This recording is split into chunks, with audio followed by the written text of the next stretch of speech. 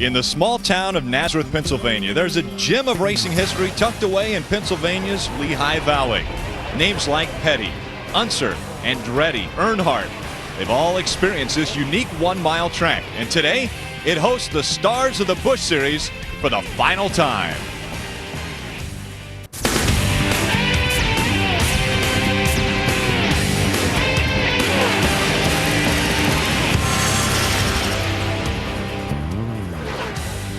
And welcome everyone to the Super 8 pre-race show, live on FX. We take a look at the front row for the race today at Nazareth Speedway. Kyle Busch, a familiar face, sitting on the pole for the fourth time this season. And on his outside, Casey Kane's number 38 was qualified by Regan Smith, so he will actually have to move to the back of the field. And standing by right now with Casey Kane is our own Mark Garrow. Rick, it's a case of good news, bad news, right? Casey, you've got a great car, but how difficult is it going to be getting up through the traffic? Well, it's a tough track to pass, so we'll see what happens. But I think, you know, our great clips, Deca Batteries, Dodge was really fast yesterday in practice, and then Regan Smith did a great job qualifying at second for us. So we got a great pit stop out of that, or pit stall, and look forward to racing here today in Nazareth. Now let's go to Glenn Jarrett. He's standing by with a guy who qualified up front and gets to stay there. That's exactly right, Mark. He's not giving up anything. Kyle Busch, your fourth pole of the year. You've done the hard part now. You've got it up front. Can you keep it there? We hope so. You know, the Lowe's guys have done an awesome job so far this weekend, every weekend. And, you know, we just try to do the best job we can, and hopefully we can keep that Lowe's Shopvac Chevrolet up front. And that's where the most important spot is, just to be. Maybe we can keep it there, and maybe we'll let some of the veterans go by and maybe follow them for a little bit to learn some more about this place, too. I don't really believe he just said that. I don't think he's going to do that, guys. He's leading the point standings. He wants to stay up front all day. Let's go back up top to Rick Allen and Phil Parsons. Well, thank you, Glenn. Hello, everyone. I'm Rick Allen alongside of Phil Parsons. Now, Kyle Busch is a driver who has never raced on this racetrack. Phil, you have raced on this racetrack. It is an extremely unique track, even if it is your first time. Well, it really is extremely unique and difficult. This is really a one-of-a-kind as far as racetracks go. It's very much like a road course, but all left-hand turns. You've got a dogleg turn one, which the guys have to get off the throttle. Then you have a little short shoot into a very, very flat, almost off-camber, which means the track banks away from you, turn two. There's a long straightaway, the fastest part of the racetrack, extremely downhill, great elevation change into a very difficult, tight turn number three. A very difficult racetrack to pass on, so that will make it even harder for the fellows that have to go to the back of the pack to try to make their way to the front. And there are other drivers. Not only Casey Kane has to go to the back, but also Michael Waltrip and Greg Biffle. And right now, standing by with Michael Waltrip's Glenn Jarrett. Well, hey, Phil Parsons, thanks for giving that description. Michael, you should have been listening to how to get around this track. You hadn't been here in 12 years, man. You got to start in the back. How's that going to be? Well, I just talked to Casey Atwood, and he said that it took him a little while to get up to speed yesterday because he hadn't been here in a couple of years. So I'm glad I'm going to be in the back trying to learn the track a little bit.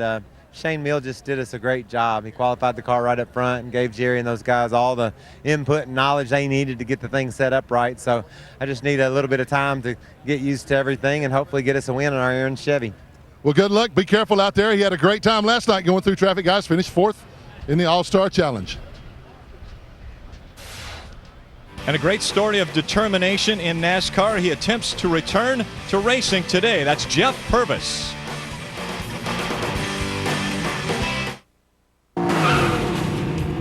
NASCAR on FX is brought to you by Super 8 Motels. And welcome back to the Super 8 pre-race show, live on FX. Team owner Terry Bradshaw, NASCAR on, or NFL on Fox's Terry Bradshaw, helping out the officials there a little bit. We're coming up to the 12th race of the season for the Busch Series. That's a third of the season already gone, and it promises to be a record-setting year. We started out at Daytona. A man who knows Daytona very well, had a lot of success, Dale Earnhardt Jr. Intensity is picking up. Robbie Gordon in that 55 car, he races his teammate pretty hard through 1 and 2. He's trying to get back on the lead lap.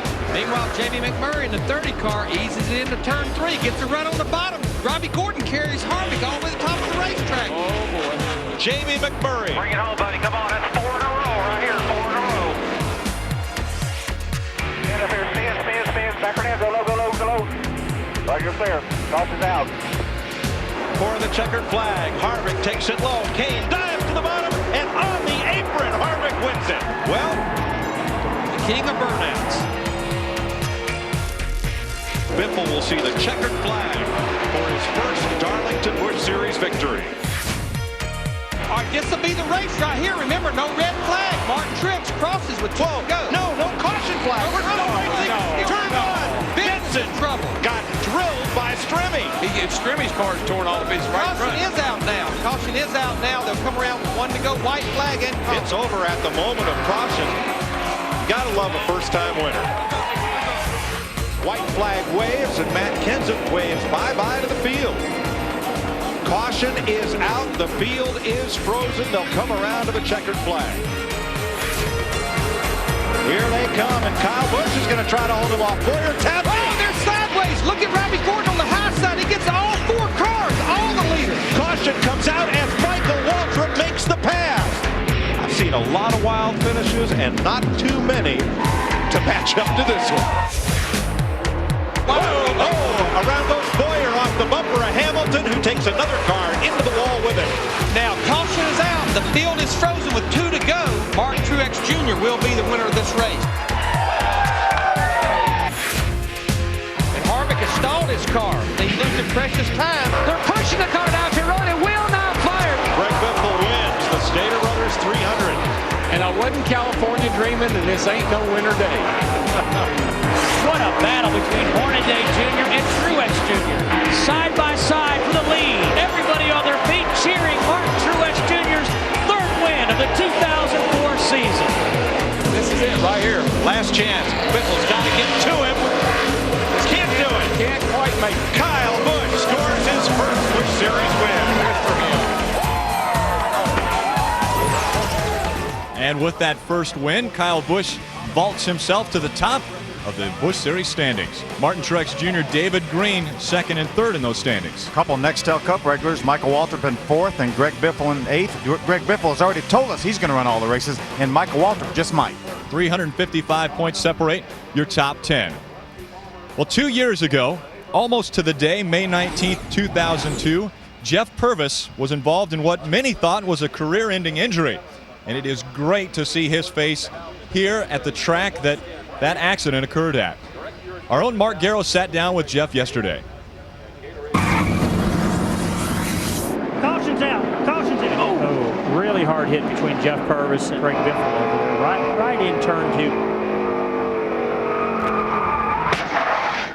2. Jeff, just over our shoulder, that part of the racetrack where your life changed forever. How does it feel 2 years in between to be back at Nazareth? You know, it's a, you know, I had the wreck, 2 years ago, the 19th, and it just really, you know, I left down here and I didn't know anything. It was bad, of course, but it was bad on my family and my friends and the race team and everybody involved. It was, you know, that's what people don't really understand. I mean, yeah, it was hard on me, of course. But it's really hard on the ones you love. So why do this again? You've won at this level. You're a successful businessman back there in Tennessee. You got a great wife. You got great kids. You've proven yourself over and over again as a race driver. Why do you want to come back? I'll tell you something. I really, truly, I do this because I love it. I like doing it. I don't like running like I did today, but you know, I hadn't been in a race car in two years.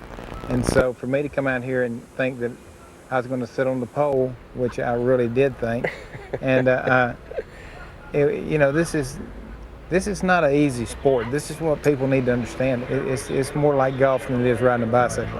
Jeff, over the last 2 years, as you made your way through the recovery, who's been the rock? Who's been the anchor that you've been able to latch on to, hold on to help you get through this? There's no doubt in my mind. My wife, Margot, she should have left me like a long time ago, and she you know, she stuck it out with me and really went through some hard times, really did, and you know, my sister Elaine and you know, my whole family, they really, you know, they were really behind me. Now they're not as nearly as excited about me being back here now as I am, but they're here. And what a great scene to see Jeff Purvis back here at this track where that accident occurred. It's also nice to see him back with his longtime car owner, James Finch. It's great to see those two together again. And so we have just over 28 minutes until the green flag. Jeff Purvis joining 42 others to start the last Busch race at Nazareth. Welcome back to the Super 8 pre-race show on FX from Nazareth Speedway. A very difficult track to conquer, but one man that has been able to do it twice is Tim Fedewa, standing by with our own Mark Darrow. He's one of two guys to do that. Okay, Timmy, when the calendar came out this year for the Busch Series schedule, did you circle this one in red letters and say, look, I got to have this one? Yeah, especially, this is kind of sad, but hopefully we end on a good note today. Cars running good, hot tamales. Chevrolet's good, Justborn, the corporation just down the road, so it'd be a good win in a lot of different ways. So, I just want to run good, Mark, and if we can do that, we've been working on top 10s. Now we're trying to get a top 5, and if we can put ourselves in that position, maybe we can get a win. Glenn Jarrett standing by now with the other guy looking for a third win at Nazareth today. And Mark, he's the defending champion of this race. Won here last year, also has a Truck Series victory here. You know your way around this place, and you told me yesterday you got a better race car, and what you qualified with. Oh, definitely. Butch and all the guys on the AC Delco cars. We got an awesome race car. I just left a lot out there, so it's always nice to come from the back. But we're in the middle, and a couple of guys are going to the back. So we're on the inside, going to turn one. It's pretty hectic first couple of laps, but we'll keep our patience and get this car up front. That's an odd statement. I've never seen Ron Hornaday show patience, but try anyway. Thanks, Ron. Well, Ron Hornaday and Tim Fedewa, two drivers that know their way around this track. Phil, you've raced it 6 times, the best finish of 9th. Yeah, Tim Fedewa, I talked to him earlier right after the drivers meeting. I said, Tim, what is it about this place that you really like? He said, the first time I came here, I ran well, and so the confidence just keeps building. The team knows that I run well here, so we don't make any extra effort for it, but for whatever reason, everybody's attitude is so good here that we always run well. Well, our own Chris Myers has a knack for asking the tough questions, and last week he sat down with Bobby Hamilton Jr. for 10 of his best questions.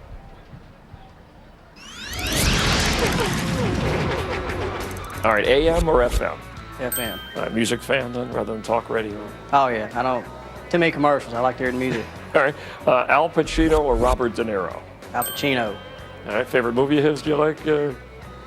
Wasn't he like the mobster guy, Scarface? Scarface? Yeah, he was tough. He was mean there. All right. World Series or Super Bowl? Daytona 500. How about playing cards or playing video games? Video game. Video game. You have a favorite one? Or a lot of anything the NASCAR stuff. Okay. I love the career mode of it, how you build your team and stuff. When you sit on an airplane, would you prefer a window or an aisle? Window. How about with music, country or rock? Depending. I've got a CD from Elvis all the way to Marilyn Manson. Really? All right, so that's a very eclectic group. How about late night TV, Letterman or Leno? Probably Leno. A short track or super speedway? Super speedway. Army or the Marines? Well, Marines. Marines, of course, I should even ask. Pizza or pasta? Pizza. Can't you tell? Yeah, I didn't want to say anything, but looks like you're eating healthy. Bobby Hamilton, one of the many stars on hand for the final running here at Nazareth. I don't know about Marilyn Manson, though, in the CD player.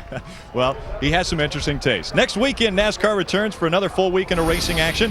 Thursday, it's Bud Pool qualifying on speed. Friday, it's Busch Series qualifying on speed. Saturday, Busch Series racing in the CarQuest Auto Parts 300 at 12:30 p.m. Eastern, 9:30 a.m. Pacific, here on FX, followed by Nextel Cup practice. Next Sunday, start your day with NASCAR this morning on Fox Sports Net, followed by Nextel Cup Racing with the Coca-Cola 600 at 5 p.m. Eastern, 2 p.m. Pacific on Fox. NASCAR returns next weekend across the Fox networks.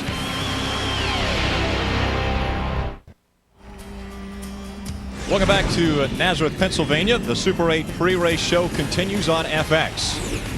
Well, last night, Martin Truex Jr. invited us to watch the All-Star race with him, and he showed us he's quite a host for a race car driver, that is.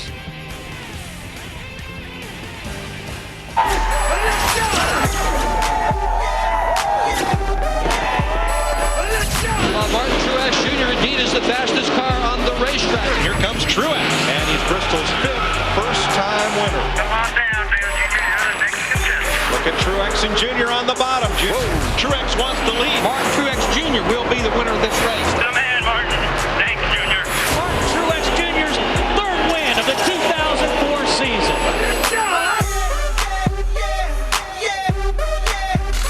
can't be in Charlotte right now. Watch the Nextel All-Star race. We're here in Nazareth running the Busch race tomorrow, and got some friends and my family, some of my crew guys just hanging out, cooking some clams from back home and having a good time. No better way to watch the race.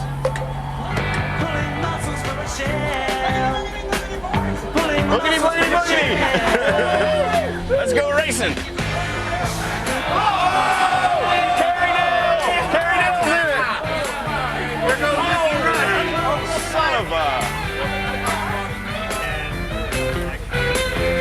Now, Martin, I love me some clams. You got raw clams, steamed clams, broiled clams. In the All-Star race, not here in the open. Yeah, and this is not a race where you want to hold the driver back. No, Jamie lifted. Oh, he lifted! Clam fritters, clam krill. Clams, clams.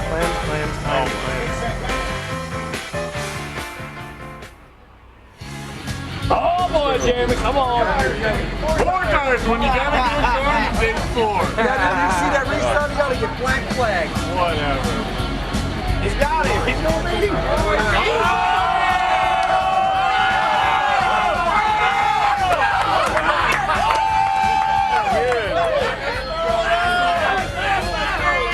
Clam paella, clam bisque, linguine and clam sauce.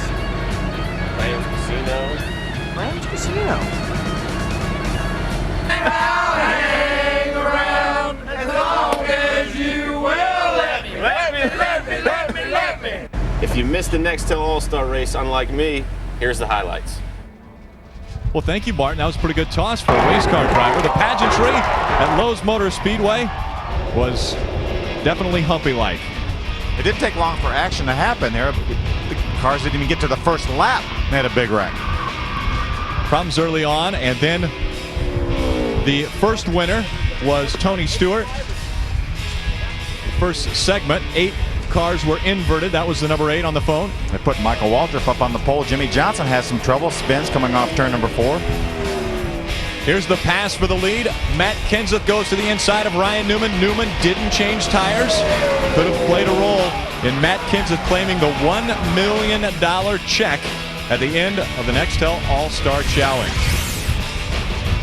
See the results. Matt Kenseth coming home your winner. Ryan Newman, Tony Stewart finishing 2 and 3. And there we see Michael Waltrip in 4th. Great run by Michael, who flew up here to run this race today. Starts at the back, hasn't been here in 12 years, but great run. Casey Kane, also a good run, top 10 and 7th. Other drivers that were involved in that All-Star race, of course, Greg Biffle, Casey Kane, and Johnny Sauter, all involved in that. And they will all be running here today at Nazareth for the final race ever at Nazareth Speedway for NASCAR. To kick off our pre-race activities, we now go trackside.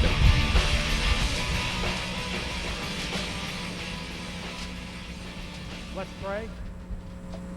God, we thank you so much for the privilege to live here in the United States of America, where we can come here and enjoy this sport. I ask that you'd be with our men and women who are overseas, protecting our freedom so that we can enjoy this.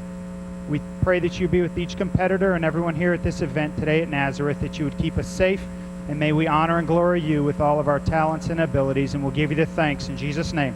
Amen. Please remain standing now for our national anthem. From Bethlehem, please welcome Catherine Christopher, Miss Northeast Pennsylvania.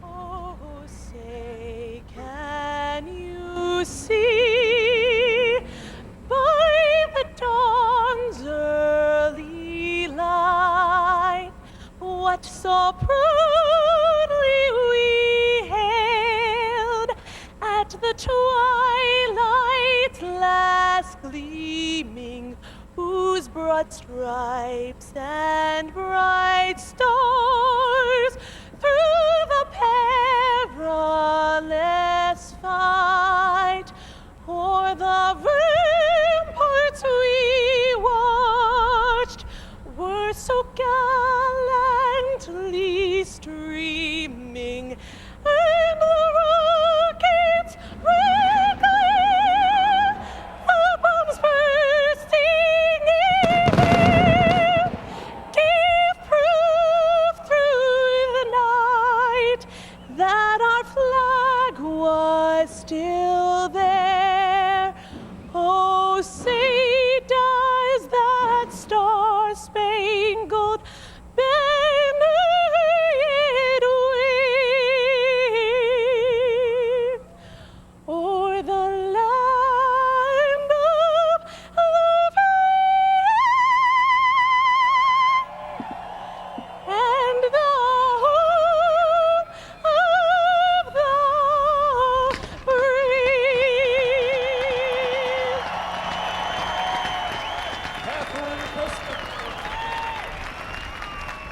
spectacular crowd on hand as the drivers will now climb into their cars for the start of today's race. The final race ever at Nazareth Speedway. Guys like Kenny Wallace have run many races here and looking to have a great finish on this very historic and great track.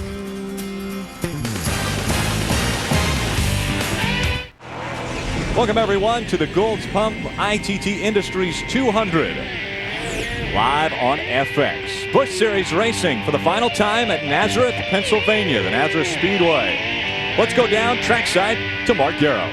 Well, Greg Biffle comes here to Nazareth trying to get over all that negative stuff, the big wreck that happened at Charlotte last night. Now, he got a big chuckle in the drivers' meeting earlier today. Kyle Busch stood up and said, "My name is Kyle Busch, K-Y-L-E. And by the way, Greg Biffle is the man for racing me so clean last week at Richmond. And everybody broke out laughing. It was sort of a light moment. Now, on the serious side, Greg comes here with a big challenge today. He's starting deep in the pack. He's going to have to work his way up through the pack. Very tough place to pass. He said, however, he thought it wouldn't be that hard to do. He said to get through the initial offering, but after that, he said, when we get to the top 10, things might get just a little bit tougher. Let's go down farther pit road to Glenn Jarrett. Well, Mark, we already talked to Kyle Busch, and he has already proven this year what kind of racer he is. He's got his 4th pole here today. Yes, Kyle Busch is good, but there's a reason for that also in addition to his talent, and that is Lance McGrew, his crew chief. Lance McGrew last year took an unknown, unheralded driver by the name of Brian Vickers, did nothing but win the NASCAR Busch Series championship with the kid. Brian went on to the Nextel Cup Series. They brought Kyle Busch in, put him in the car. Lance decided to stay here and to work with Kyle, and what a job he has done so far. He told me this morning, he said, "Glenn, I've got a tiger by the tail. This kid is really good. He is so good in the car, relating to me what the car needs." He said, "It makes my job real easy." Well, I'm telling you, a crew chief's job is not that easy. This young man, Lance McGrew, has a real knack for working with these kids, getting them up front and keeping them there, guys. And he proved that last week. Kyle Busch garnering his 3rd pole last week and winning from the pole, looking to see if he can continue that here. Let's give Ricky Hendrick a little credit, too, because he's the one that picked Brian Vickers last year and Kyle Busch. Well, let's go down trackside to get this stuff kicked off. Race fans, with the most famous words in motorsports, here once again our Grand Marshal Dennis Coggins. On behalf of Goulds Pumps, ITT Industries, and our 7,000 Gotta Get It Goulds dealers, gentlemen, get pumped and start your engine.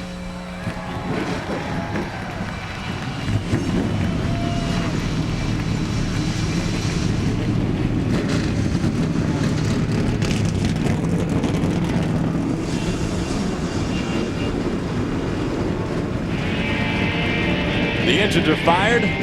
Martin Truex Jr. looks to claim his 4th win of the season, but he's got to get by Kyle Busch, who sits on the pole.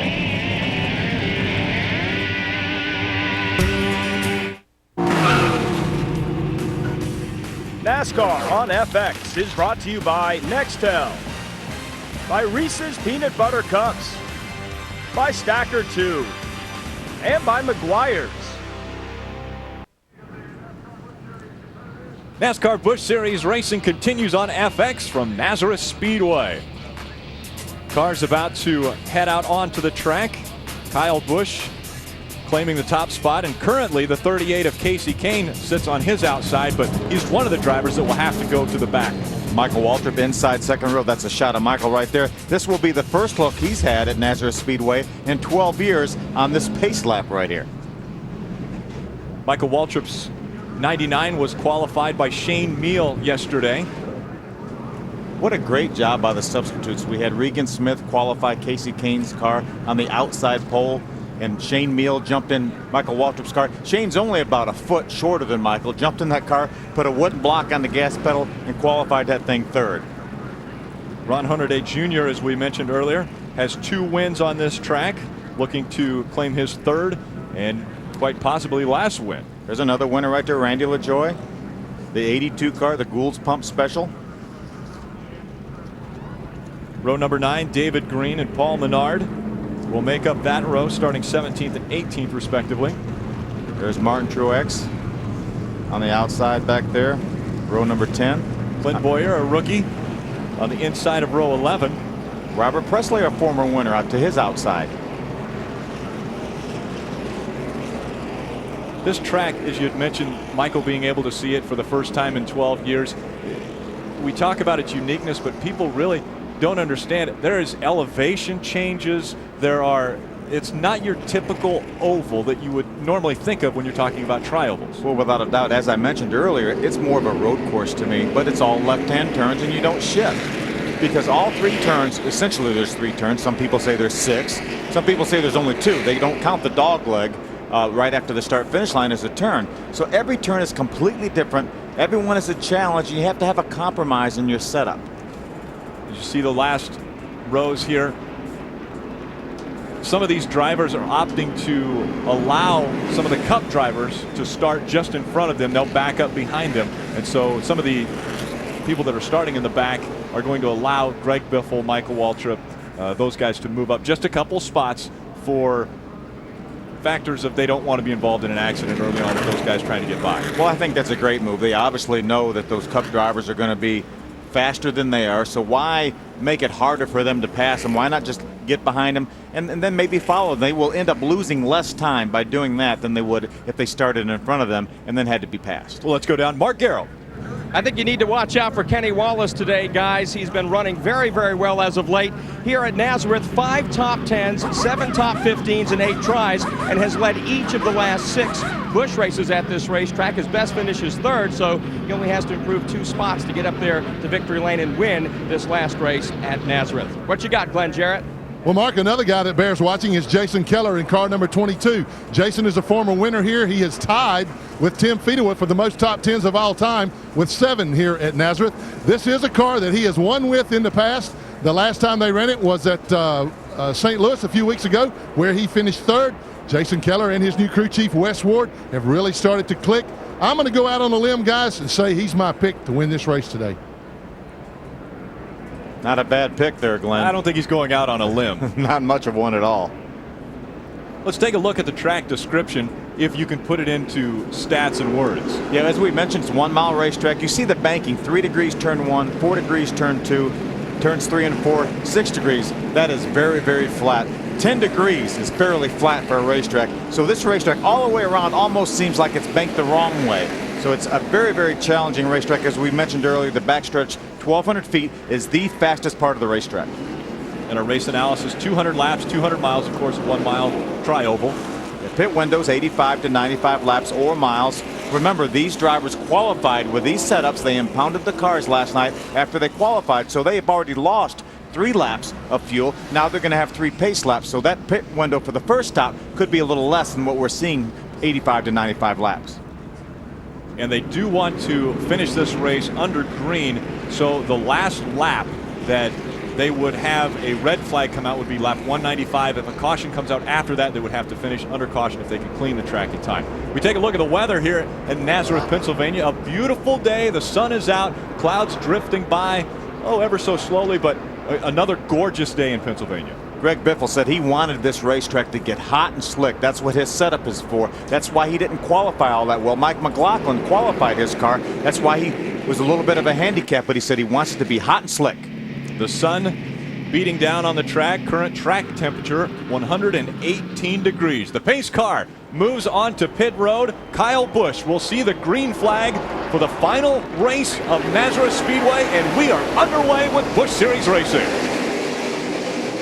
You want to be single file as quick as you can. The bottom of the racetrack is the group all the way around this place.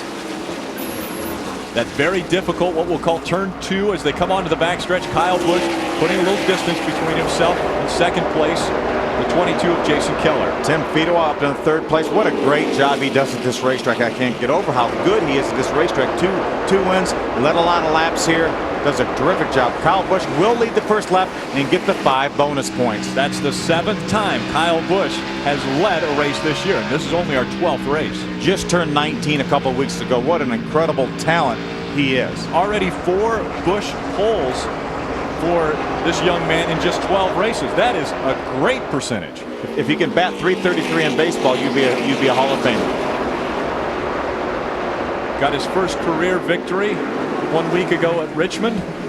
And this is a track that a lot of the drivers have said once you get out front or once you get through traffic, it's a lot better because it's hard to pass. And you mentioned it too, it's such a flat track. It sure is. And again, almost off camber, you see everyone get to the bottom of the racetrack. You can pass a slower car here on the outside maybe, but to pass a good car on the outside, you really have to have your act together. We talked about the drivers that are going to have to move through the pack. The 38 of Casey Kane doing a great job already.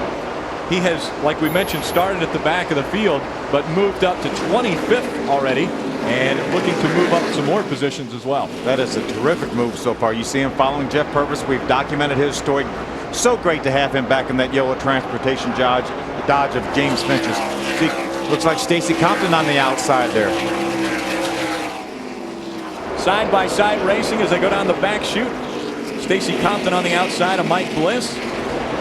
Bliss trying to hold the line with Paul Menard in the Menard's 33 just behind these two. Stacy Compton wins the drag race to the start-finish line as they work their way through two. Mike Bliss finished third in this race last year, has a runner-up finish in the Craftsman Truck Series here, so he knows this racetrack pretty well. On board with Martin Truex Jr. looking ahead to the Timberwolf 37 of David Green. Martin Truex Jr. with the most wins this season, 3 wins, but yet still second in the point standings. Just the inconsistency, just a touch of inconsistency. Kyle Busch has been so good. He's been in the top 10 the last 7 races in a row. That's what gets you a bunch of points. Takes him 6 laps to start to lap the field. He's already put a car down, and so Kyle Busch really riding a rocket around Nazareth Speedway. Got a little bit over a 1 second lead right now on Jason Keller. Tim Fedewa is third, and his teammate Casey Atwood is in fourth. A good run early on for the double zero of Jason Leffler. He qualified 8th, already up into 5th position. Jason has 4 top 10s out of his last 6 starts. A brand new team, essentially, the Haas Automation team. He said it's just taking a little bit of time, but they're doing a great job. They really have their program going right now. He and Booty Barker seem to be clicking, Booty Barker being his crew chief. Those guys are clicking on all cylinders right now. They feel very comfortable with the equipment they've got. And look at Bobby Hamilton Jr. We had 10 questions with him earlier. I think the question is how long will it take for him to get to the front? He qualified 10th. But he had the fastest car in practice. He said he left some on the table qualifying. He wasn't sure exactly why. He said, I've got to try to figure out how to translate the information so Harold Holly knows what I need for qualifying. Jason Leffler on the inside tries to make the pass on Casey Atwood. Not able to do it. And now Bobby Hamilton Jr. looking to get by young Jason Leffler. That's a give and take corner right there. That's the dogleg, turn number 1. You saw Bobby look to the inside. He was not quite far enough. He wasn't sure Jason knew he was there, so he backed out of it. Got a long way to go. Now, you were talking earlier, Phil, off camera, about the fact that somebody told you once you could flat-foot it all the way through that, what we would call a tri-oval. Now, have you ever been able to run wide open through the tri-oval here? First time I came here was 1995, and Johnny Benson said, I think you can run the dogleg wide open. Well, the previous year to 1995, we had V6 engines, made a lot less horsepower. So we had the V8s for 1995, and we were going a lot faster down the straightaways. When I got to that dogleg and I looked, that thing was a sharp turn. I'd never ran it wide open that time, nor have I since. Well, Kyle Busch running very well out in front with more on him, Glenn Jarrett. Well, guys, I'm watching the leaders, and they've already started lapping cars. They've only run about 10 laps now, and they're already starting to get into heavy traffic. And I think what that's going to do is going to allow Jason Keller to close in some on Kyle Busch, because Kyle has to kind of wait when he comes up on these cars, pick a spot to get by him, and Jason can follow him right through that traffic. So if Jason can stay close enough to him, he might be able to close up some of that 1.5-second deficit that Kyle has put on him already. Hard to believe that in only 10 laps, we've already started lapping cars. Kyle Busch, an impressive run so far. He's got over 1.5 seconds on second place Jason Keller. He's able to maneuver through the top traffic. We'll see how he does after this. Kyle Busch's first time at Nazareth Speedway. If he could claim a victory here, it would be the last person to ever win a Busch race here. And he's showing us that he's got the power to do it right now. He's opened up about a 2.5-second lead right now on Jason Keller. And they're almost a 6-second lead on the third place car of Tim Fedewa. Jason Keller trying to work his way through lap traffic. Some other guys that are trying to work their way through traffic. Well, the guys in the middle of the pack right now, In 21st, we've got Mike Wallace. 22nd is Jeff Purvis. What a great run for Jeff Purvis in that yellow number 1. Sure is. He's doing a great job here. Jeff qualified in the 26th position. He was not real happy qualifying. He left some on the table, but he's got a whole mirror full of Greg Biffle right now, who's made his way from the back of the pack all the way up right behind Jeff Purvis. That is the number 60 of Greg Biffle, just behind the yellow transportation number 1. With more on Biffle, Mark Garrow. Rick, at the opening of this race, after a number of laps, you hadn't heard from Greg Biffle. He was just concentrating on chopping his way through the traffic. And just moments ago, he radioed his crew chief, Brad Parrott, hey, I'm a tick tight. Let's work on that at the next pit stop. Now, a little bit farther back, just a few car lengths from him, is Casey Kane. He has not said absolutely one word so far to his crew. So again, he must like what he has and just concentrating on making sure he doesn't run into that lap traffic. Casey Kane, again, you saw that he was on the outside pole, but because Regan Smith qualified that car for him, he had to go to the back of the field, and so he's trying to move through the field just like Greg Biffle. We've got 18 laps completed right now, no caution flags, which is really remarkable. As you see, Greg Biffle try to move on the inside of Jeff Purvis, but with so many good cars at the very back of the pack, Greg Biffle is able to make that pass. You see Casey Kane trying to look to the inside of Jeff Purvis, going in turn number 2.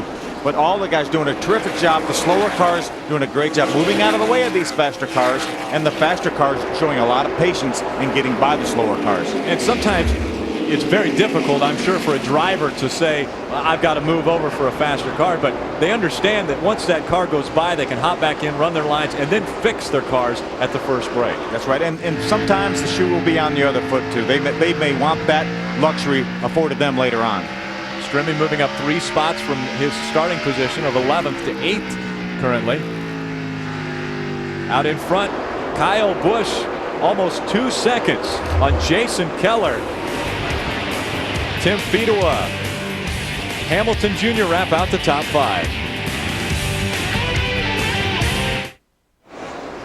Welcome back to Nazareth Speedway, NASCAR Busch Series racing on FX. Kyle Busch out in front. He's not only your points leader, he's last week's winner from Richmond, and he's dominating this one. 2.5 seconds over second place right now. Another guy who is having some success now, he's been sharing a little bit of time with Kevin Harvick in that Reese's 21, is Clint Boyer. And those guys came out here and did a little testing, I believe, Phil. They sure did, and he had the most trouble through the dog leg, which we call turn number 1. Ron Hornaday, his teammate, was here testing with him, who's very, very good on this racetrack. And Clint said he could not believe how smooth and good Ron Hornaday was, especially through that part of the racetrack, as you see him try to move by one of the lap cars. But Clint's doing a great job. He's in 17th. Again, first time here. He's only run 4 races so far this year. Had a terrific run in Nashville, racing Kyle Busch for the win. They got together. The top 4 cars wrecked. Michael Waltrip was running 6th at the time, ended up passing them all and ended up winning the race. But Clint Boyer's doing a terrific job. A lot of talent. I was talking to Kevin Harvick back, I think, at Charlotte earlier this week, and I said, what about Clint Boyer? He said, unbelievable talent. He is going to be in a real good one. Saw him sawing on the wheel there. Ron Hornaday up to 7th position. He started in 9th and so has moved 2 spots. More on him, Glenn Jarrett. Yeah, guys, Ron Hornaday is saying that his car is pretty good. It's just a little tighter than he would like right now. That's one reason he's having a little trouble working the lap traffic. So his crew chief, Butch Hilton, told me the first chance they get, when they come in, they'll try to free that car up for him just a little bit, but just a little tighter than Ron would like right now. It's hard to imagine, as hot as it is out here and as slick as that racetrack is, that a car can be tight, but that's what Ron says it is. You're right, Glenn. A lot of times it used to be, as you well know, when Glenn and I used to race, that the hotter it got, the looser the racetrack used to get. But now it seems like the hotter it gets, whatever end of the car wants to start sliding first, which in the case of a push, that means the front end wants to slide more. That's the end of the car that will slide first. If the car has a tendency to be loose, get hotter and slicker, then the car is going to be looser. But Ron Hornaday is not driving the car that he really wanted to bring here. He wanted to bring a drop snout car, which means a lower suspension points. He wrecked that car at Richmond. The guys had to jump in, get this car ready, bring it here, and he said it's a great race car. It is not his first choice, however. Well, Ron Hornaday, as Glenn mentioned earlier in the show, is our defending race champion. Won this race last year after Randy LaJoie claimed the pole position, as well as the track record, which will now sit forever. Randy LaJoie will be your track record holder forever because this is the last Busch race ever at Nazareth Speedway. We see Jason Keller has moved up to second. Glenn, what's happening with Jason? Well, Rick, Jason has pretty much maintained his own. He has fallen back just a little bit. I talked to his crew chief, Wes Ward, to find out if there were a problem with the car. He said, no, the car is fine, that Jason is just not catching the lap cars at exactly the point on the racetrack he wants to, so that's slowing him down. He's about 2.8 seconds behind right now. Moving back to third, the 12 car of Tim Fedewa has the same problem. His car is actually tight, just like Ron Hornaday's was, and Fedewa has fallen back about 8 seconds behind leader Kyle Busch. So a couple of guys fighting tight cars, another guy just not catching traffic when he wants to. Glenn, you're exactly right about the traffic, because this racetrack, again, is so difficult to pass. You catch a car in the wrong spot, and it could cost you well over half a second in that corner, not over the overall lap time, just in that corner. And if you get caught in turn number 2 over there, that leads you to the long back straightaway, the fastest part of the racetrack, you could lose even more time than that. Kyle Busch has put 28 cars already a lap down. We're through 33 laps. Busch out in front. Kyle Busch seeming as though he's on a Sunday drive at Nazareth Speedway, out in front of Jason Keller. He has over 3.5 seconds of lead on Tim Fedewa currently in the number 12 or in the number 22. Yeah, that's Jason Keller, about 3.7 seconds behind. Got a flat tire on the 9 car right there. Eddie Bear dropping onto the access road to pit road. That's one nice thing about this racetrack. We talk about the bottom of the racetrack being the place to be, how hard it is to pass.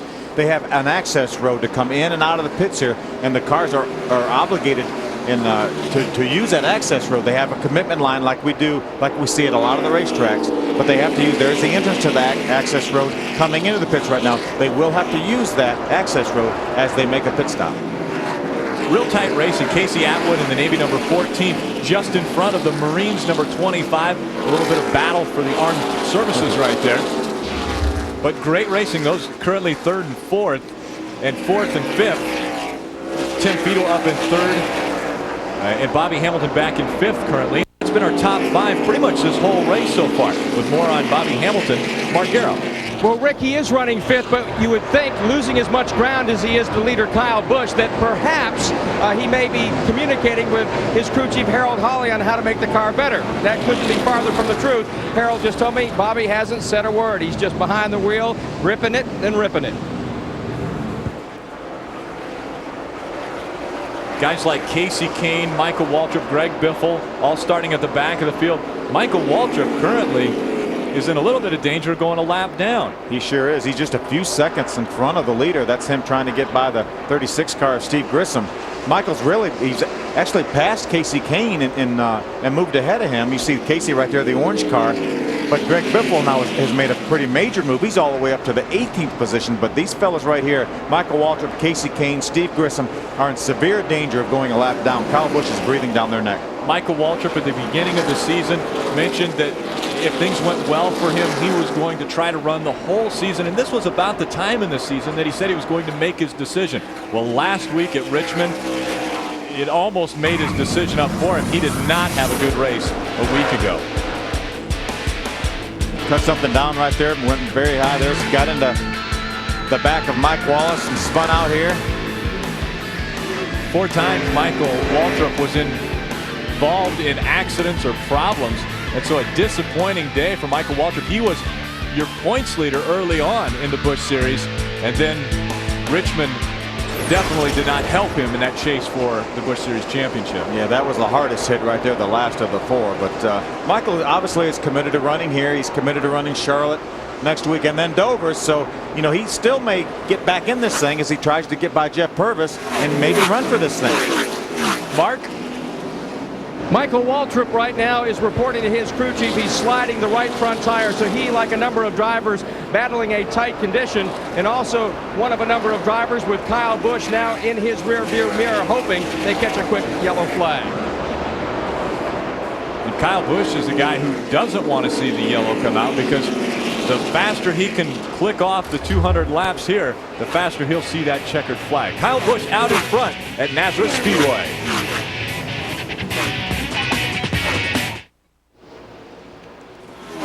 Welcome back to NASCAR Busch Series on FX. Kyle Busch continues to dominate, has led all 51 laps so far at Nazareth Speedway, and we haven't heard a lot from him. Glenn, have you heard anything about Kyle Busch? Yeah, Rick, he called in and told Lance McGrew a while ago that he's starting to lose the front grip, starting to slide the nose a little bit, that what he wanted to do was to adjust the brake bias in the car. He's going to try to turn and put a little bit more rear brake in the car to try to help turn it a little bit quicker. So that's what they're working on right now. Lance said they will make a slight adjustment to the car when they pit, which incidentally should be somewhere around lap 90. So they're a little bit over halfway through this fuel run now. 90 to 92 laps is when they're expected. Glenn, he's got a miracle right now of Jason Keller. That's the first he's seen of Jason Keller in a long time. But you're exactly right about that brake bias. That's one adjustment a driver has.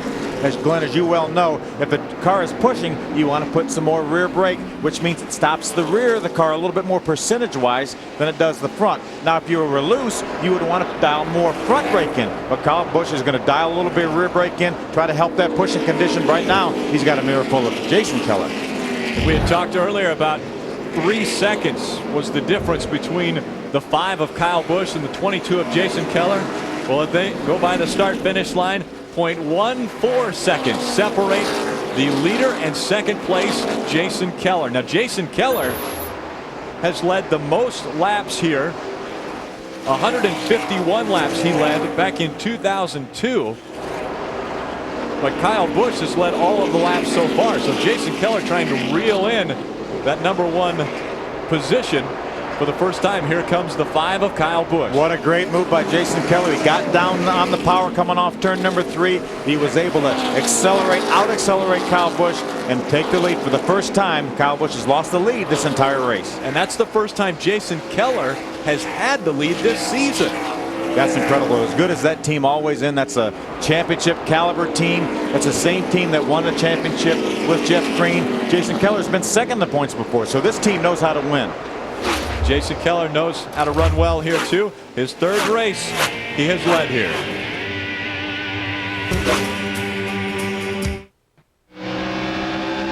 We're riding along with Kenny Wallace in the Stacker 2 number 23.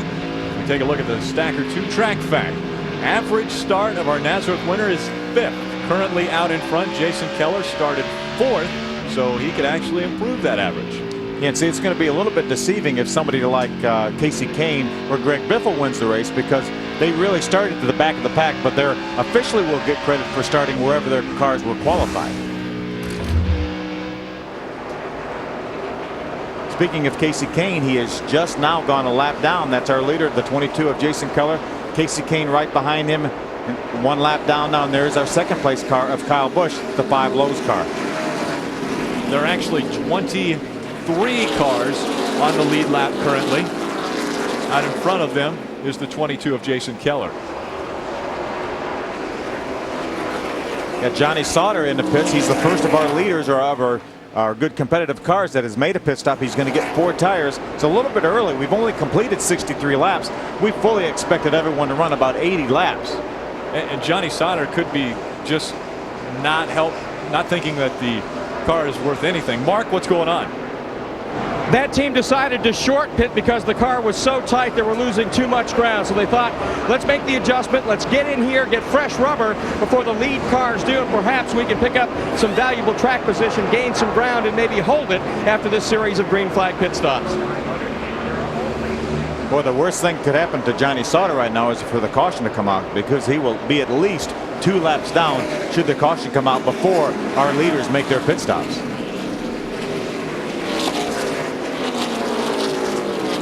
Jason Keller putting some distance between himself and Kyle Busch. We've had 2 different leaders. Jason Keller now, Kyle Busch at the start of the race. We'll be back with more Busch Series Racing on FX. Welcome back to Nazareth Speedway for the final Busch Series race ever on this facility. This is the 17th running at Nazareth Speedway. Our leader, Jason Keller, beginning to check out on Kyle Busch, just as Kyle had done earlier. Steve Grissom, the 36 car right in front of him. Robert Presley, the Clorox number 47. And there's our Michael Waltrip, fresh from Charlotte last night, just in front of that group. So these guys definitely would love to have a caution flag. And as a matter of fact, the caution's out right now. What a terrific break for Michael Waltrip, Steve Grissom, Robert Presley, all those drivers right in front of our leader, Jason Keller. Don't believe a spin happened on the track. We'll try to find out exactly why the caution has come out. Jason Keller out in front. We've had 2 leaders. Kyle Busch led the first 54 laps. Jason Keller has led every lap since then. Casey Kane will be the recipient of the free pass, so he will get back on the lead lap. He'll have to start the race after this caution flag from the tail end of the longest line, but he will be back on the lead lap. That's what's critical. That flag letting the drivers know pit road is not open this time by. That's saying pit road is closed. What a horrible break for Johnny Sauter and Randy LaJoie. Those are 2 cars that short pitted because their cars weren't quite right, but now both of those cars are 2 laps down. A horrible break for those guys.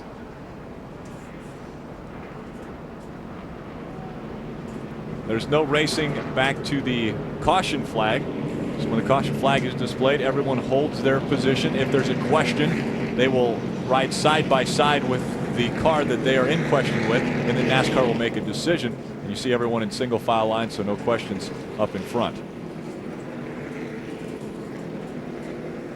At the drivers' meeting earlier, NASCAR let them know that the first time by, the pit road would be closed. Second time by, they would open it up for safety purposes. Still have 22 cars right now on the lead lap. It will be 23 after Casey Kane is given the free pass as they get ready to go back to racing. But it's going to be interesting to see what kind of adjustments these drivers can make on these cars to see if they can run with Jason Keller and Kyle Busch, because they have driven off from the rest of the field.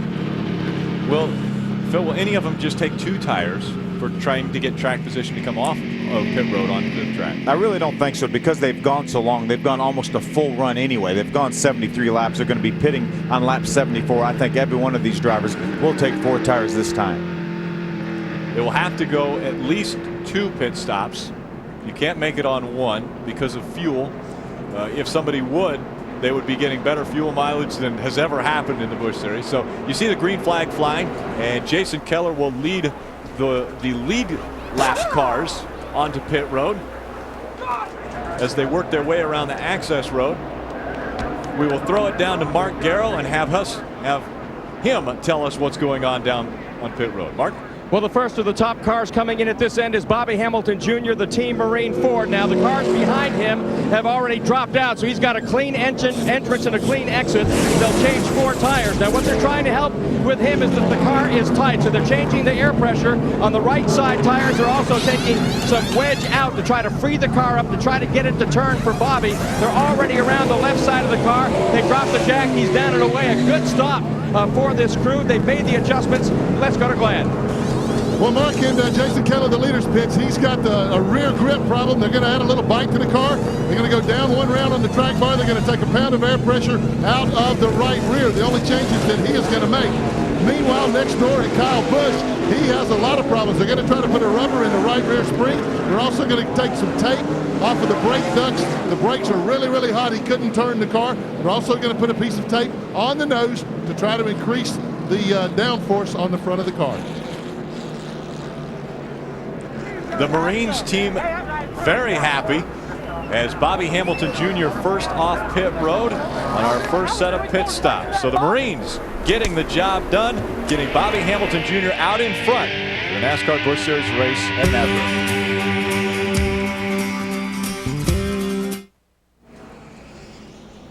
Today's race is brought to you by McGuire's. Serious car care for car crazy people. Well, we mentioned before going to break, Bobby Hamilton Jr. with an excellent stop. Mark, what'd they do down there? I tell you what, a lot of fist pumping, a lot of high-fiving down here in the Team Marine pit. Harold Hawley, the crew chief, outstanding stop. I tell you what, these guys have been digging hard on the Team Marines car here. Bobby Jr.'s doing an awful good job. we didn't qualify as well as we wanted to. We messed around there and got a little bit too loose, and we knew pit selection-wise was going to be in trouble. Years prior, I've always been on the other end of pit road and just gets real cluttered down there. So we chose to take this first pit, and it worked out really well for us. The guys nailed it. They've been digging hard on the pit stops, and Al Schubert's been working with them. That's what you got to have to win races right there. How big of adjustment did you make in the race car that pit stop? Just some wedge and tire pressure, just a little tight through the center, but I think we'll be okay. Let's go back upstairs. Well, as fast as Bobby Hamilton Jr. was on his pit stop, our other leader, Kyle Busch, early on, didn't look as though he had as good a stop. Glenn? Yeah, sorry, guys. I was talking with Lance McGrew, the crew chief on the 5 car. Lance, what happened? They seem to have lost the nose on the car. You made a lot of changes on it. Yeah, we just, the front grip, just started losing the front end. You know how it is. If you have to make any kind of adjustment during a pit stop nowadays and it involves a spring rubber or something, you're going to lose a pile of spots. So, guys did a good job. We put a spring rubber in. We had to pull tape off the brake ducts, tape off the front grill, made air pressure changes. It's like, what didn't we do? But I tell you what, the low shop vac car has been awesome today. Qualified great. Kyle's doing an awesome job last week to win at Richmond. It's just been too good to be true. Well, it has been good, but now we're going to see what Kyle Busch is made of because he's got a lot of traffic in front of him, guys. Great pit stop by Jason Leffler's outfit, too. He came in 7th and went out 2nd. Bobby Hamilton Jr. leads him to the restart, and he will be our 3rd different leader today at Nazareth.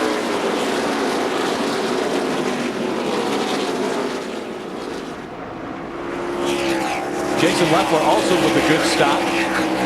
Came out of the pit 2nd, and right behind him, one of the best restart artists in the NASCAR Busch Series, Ron Hornaday Jr.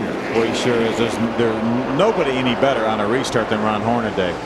Jason Leffler, I'm sorry, has him right now by a couple car lengths. But Ron Hornaday is so good at this racetrack. Again, we mentioned this was not the car he wanted to bring here, but it's a pretty darn good one. He was 3rd when the caution flag came out. He had already worked his way all the way up to 3rd from where he started back in 9th.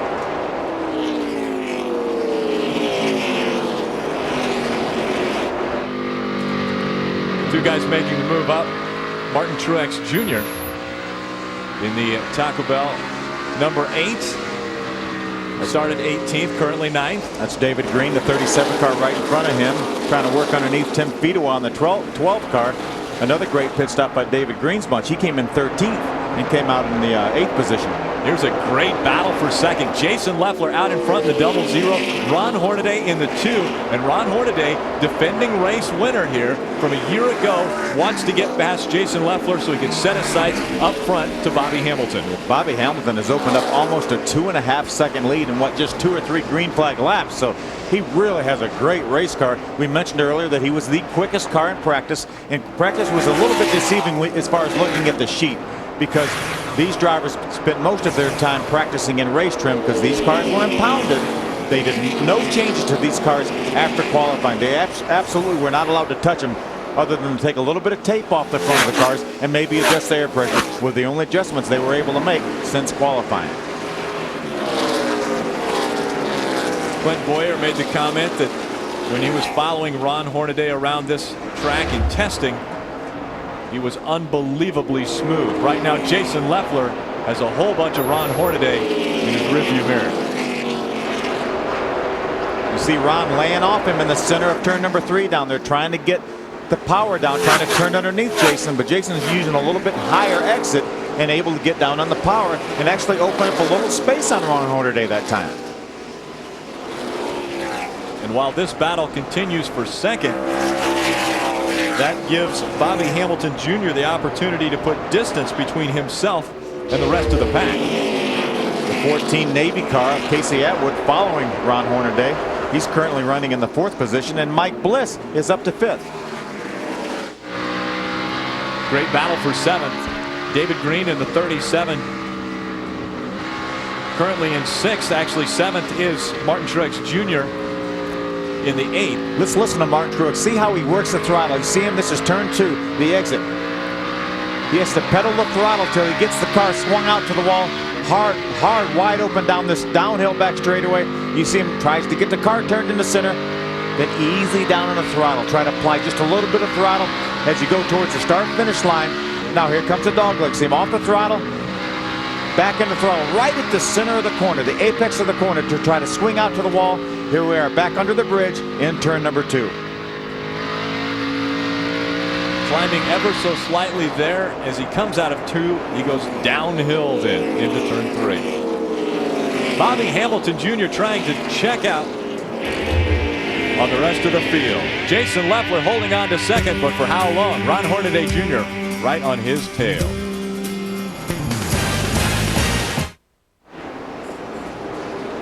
NASCAR Busch Series racing on FX from Nazareth, Pennsylvania. The final race for the Busch Series at Nazareth, and Bobby Hamilton Jr. is out in front. Bobby's best finish here was 6th back a couple years ago, so he is certainly looking to improve on that. And he's actually the furthest ahead we've seen anyone here today. Kyle Busch put some distance between himself and Jason Keller early on. Then Jason Keller put some distance between himself and Kyle Busch. And now Bobby Hamilton has over a 4.5-second lead over Jason Leffler. Jason started 6th, currently running 2nd. He really has his team on a roll. 4 top 10s out of the last 6 starts. Doing a terrific job here. Had a lot of success in the Craftsman Truck Series a couple years ago, driving for Ultra Motorsports. And he's got a guy on his tail right now that knows how to get around this place. Well, with 2 wins, Ron Hornaday Jr. really has figured out Nazareth. I guess if you can have anyone figure out Nazareth, Ron Hornaday Jr. has done that. There's Casey Atwood, the Navy Chevrolet right there. Fitz Bradshaw Racing. He's currently in the 4th position. Started 4th, currently 4th. Doing a great job. 2-time winner in the Busch Series back a few years ago, driving for Clarence Brewer. Jason Keller has dropped back to 5th after being a race leader. Through those pit stops, he had to move back a little bit. Glenn, what's going on? Well, guys, on the pit stop, what happened was a lug nut came off of the right rear, so it cost him a lot of time. He went from, I believe, 1st all the way back to 8th or 9th. Went back out. Jason says the car is fine right now. I've been watching his lap times. They are consistently as quick or quicker than the leaders, Bobby Hamilton. Jason told the crew guys, said, guys, don't worry about it. I'll make it up on the racetrack. The car is that good.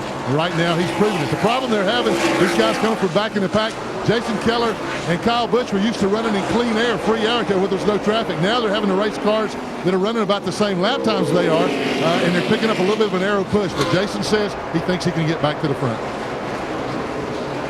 David Green, 37, Timberwolf Chevrolet. Actually, that's the Pontiac. He still runs the Pontiac in some of the events. What a great record he has at this racetrack. He has not won here, but he's had 6 top 5 finishes in the 8 starts here at Nazareth. Mark, what's going on with David Green? Well, right now, Phil, it is all good news for David. It started with a pit stop, 14.5 seconds. They picked up 5 positions. On top of that, the wedge and track bar adjustments they made have made the car better. So David's a lot happier about his car right now. Feels he's got a shot to drive that thing up near the front. He'll be a lot happier if his teammate Johnny Sauter will get out of his way. Johnny's, as we mentioned before, a couple laps down because of his unscheduled, well, probably scheduled green flag pit stop. Tried to pit early, and it bit him. Martin Truex Jr. in the 8, currently in 7th position. That chance to number 8, running the full Busch Series. David Stremme, the trim spot 32, just behind Martin Truex Jr. And you see the 5 of Kyle Busch trying to make the move on Stremme as they work their way through the corners here at Nazareth. With more on Kyle Busch. Glenn. The crew chief. I just checked with Lance McGrew, the crew chief, guys. I'm sorry, I was trying to talk too fast there. Anyway, Lance told me that the car is a lot better now. Remember, I told you earlier they had lost a little bit of the front grip. He was sliding the nose. The changes that they made to the car seem to have helped it. He has since passed David Stremme for that position. So Lance said everything is fine now. He's just going to work traffic for a while. He'll have a lot of that to do for sure. But, he worked his way back up into the 8th position. We are at the halfway point as Greg Biffle goes past the start-finish line. And with more on Biffle, Mark Garrow. Well, he has moved into the top 10, Rick, but right now he's reporting that he has only about half of his brake pedal when he presses down, so that's obviously not a good thing on a racetrack like Nazareth. Also, the adjustments they made on that last pit stop, they lowered the air pressure. They're not working, so the next time he comes in, when they move to that second set of tires, they're going to increase the air pressure in hopes of getting that charter communication Ford running better. Greg Biffle moving through the field. We'll remind you he had to start at the back because someone else qualified that number 60 for him. So Greg Biffle breaks into the top 10. Out in front, it's Bobby Hamilton Jr.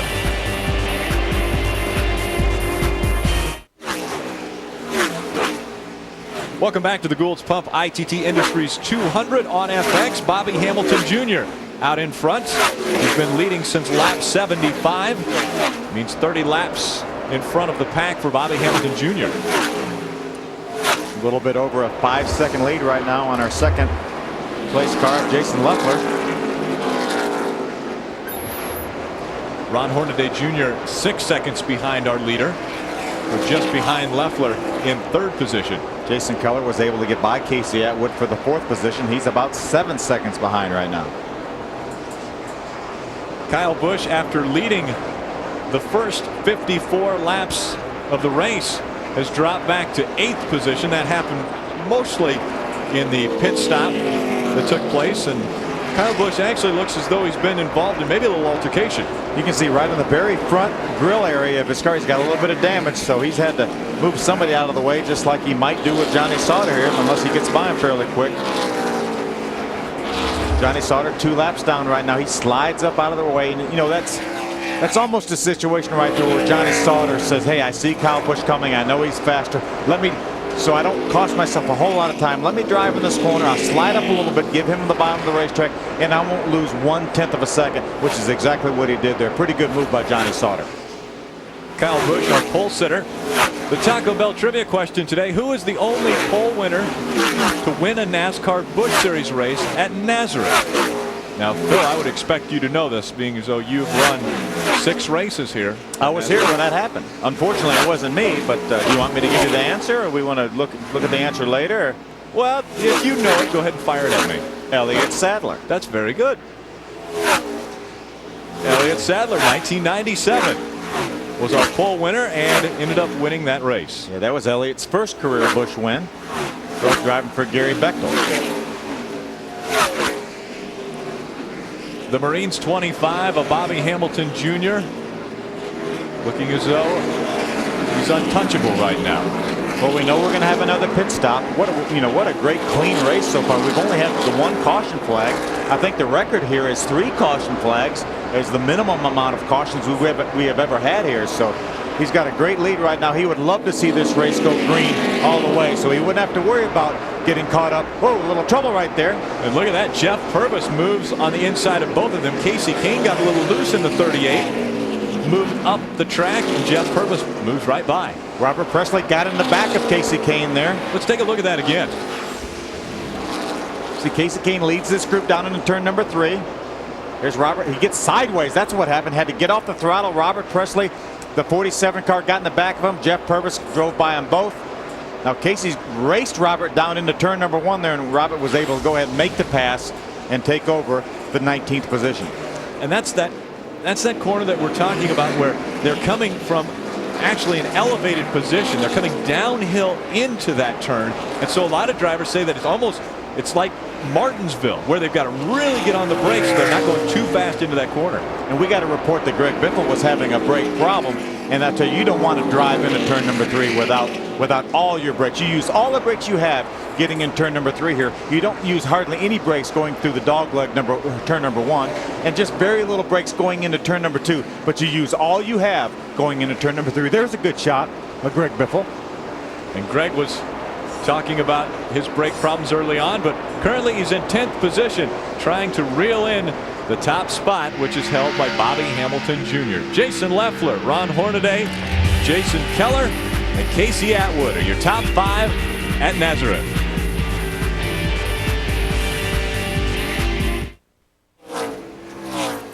Today's race is brought to you by Smooth Busch Beer, an easy drinking Busch Light. Busch, the proud sponsor of the NASCAR Busch Series.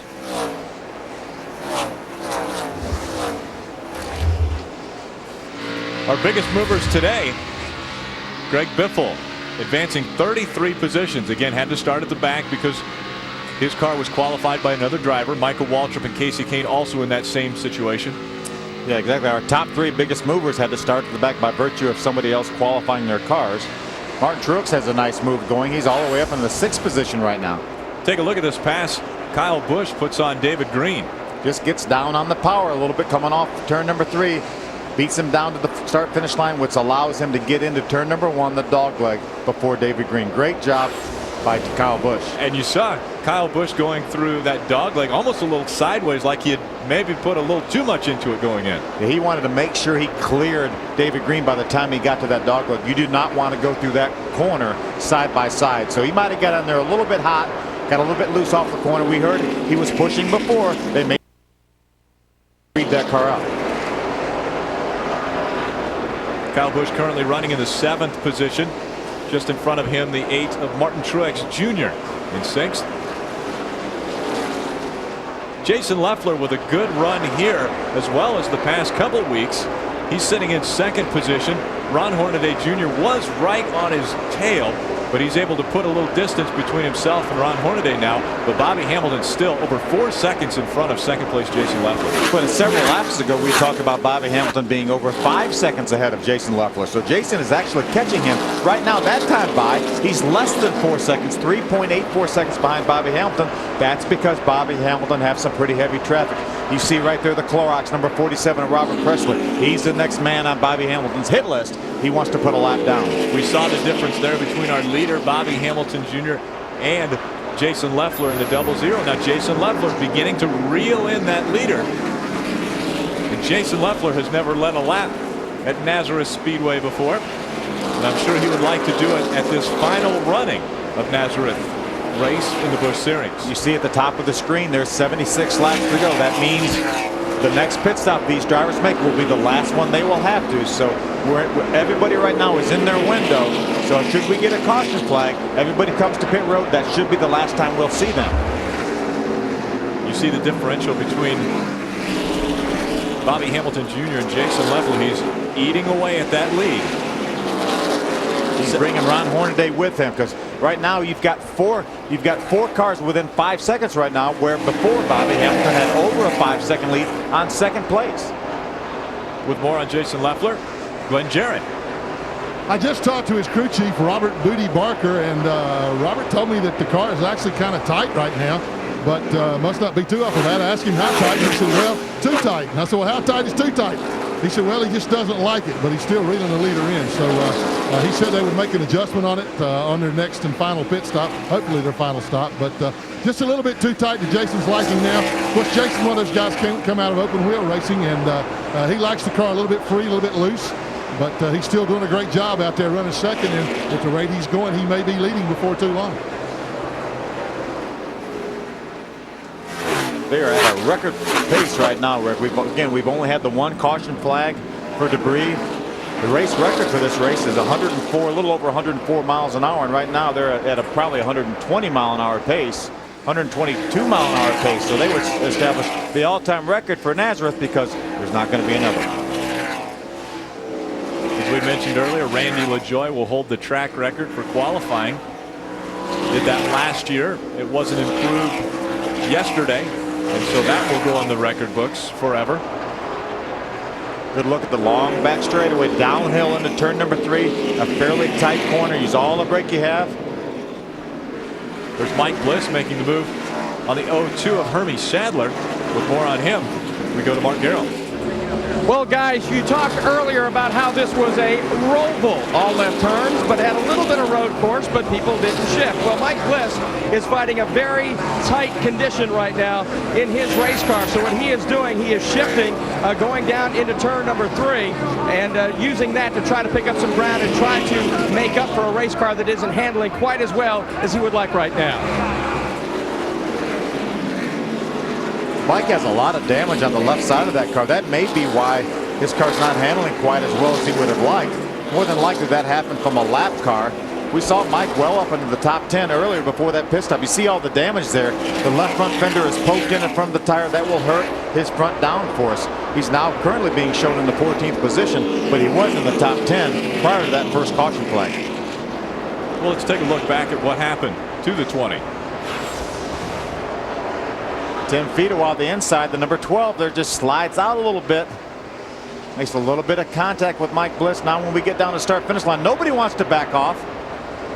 Mike Bliss tries to get in line behind Tim Fido, and David Strumming says, hey, I wanted that position, and he made the contact that did all the damage to Mike Bliss's car. Out in front, Bobby Hamilton Jr. still dominating. He's been leading since lap 75. We're on lap 131.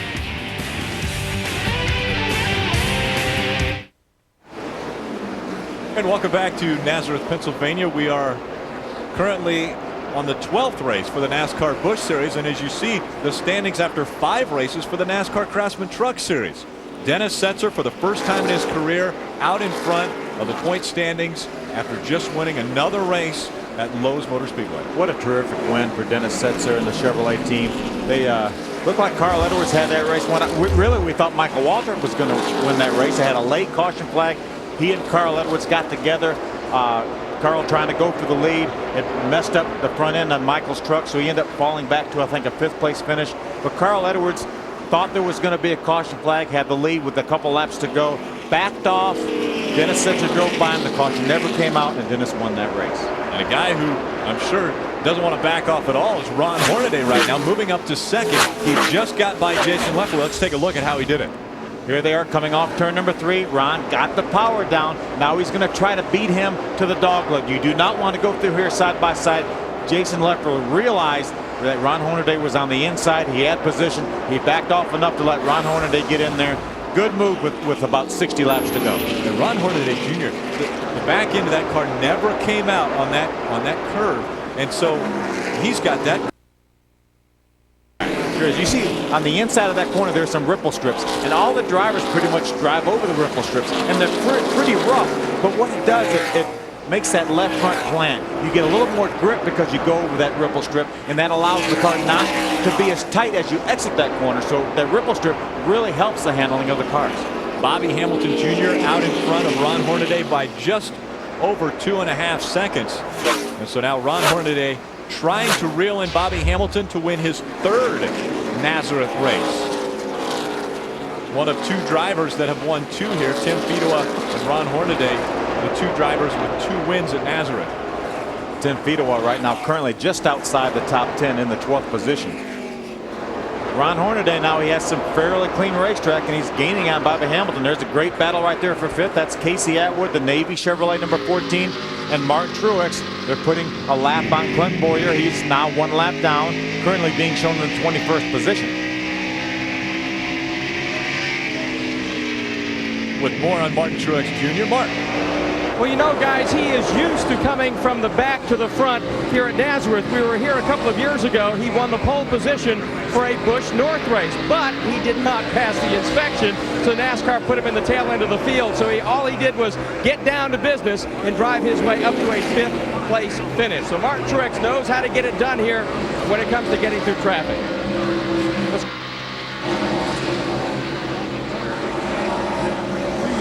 The 5 car of Kyle Busch, Kyle hasn't said very much lately until just a few moments ago. He keyed the mic and said just 2 words, just cruising. He is starting to gain on the 8 car and the 14. Oh, we got a caution now. Problems on the track. Mike Bliss in the 20 getting into the wall. See the right front tire at a very bad angle right there, so a lot of damage to the Rockwell Automation Chevrolet.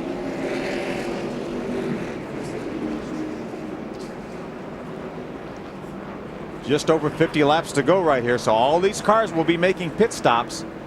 You see the window net down on Mike Bliss's car. That's his signal that he's okay. Just wants to wait till the traffic clears a little bit before he gets out of the car.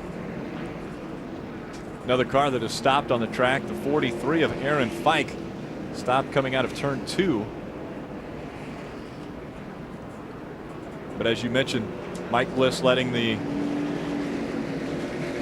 officials here know he's okay as he climbs out of that Rockwell Automation number 20, or tries to climb out.